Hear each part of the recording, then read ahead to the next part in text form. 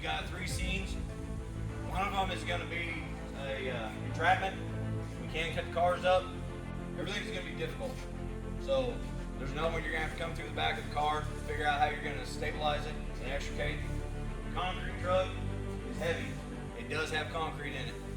So it's basically a live load. We're going to have to kind of keep an eye on that. Number one thing of this is safety. I can't stress that enough. We're going to treat this as if we got called out on the scene. It's active. We will have our lights on. We'll have our gear on. Everything is going to be treated as if this is an actual no BS scene here. This is going to be it's going to be live. We're going to utilize the wreckers. You guys are going to also learn where things are on wreckers. God forbid something were to happen with these wrecker drivers, you're going to know where everything is so that you can get it back to the safe position so that we can keep moving on. Every one of these are going to be difficult. This is just because we got the land out here doesn't mean that we're just going to roll up, chuck a line on there, and it's just one and done. We break some glass, pull some stuff out, and call it a victory. I'm going to mix all these departments up. You're not going to work with the same person that you're at with in your department right now.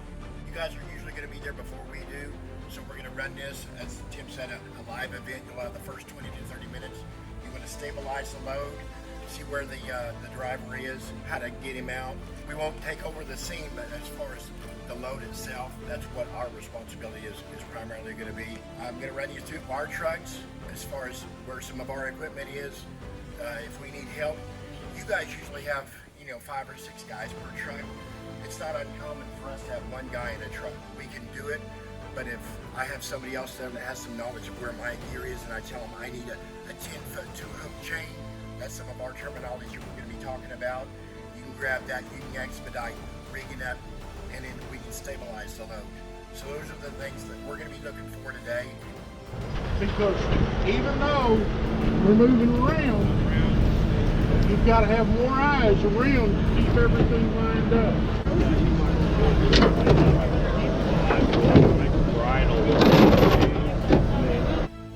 Today's exercise was a huge success in helping firefighters and wrecker operators collaborate efforts to bring patients to safety.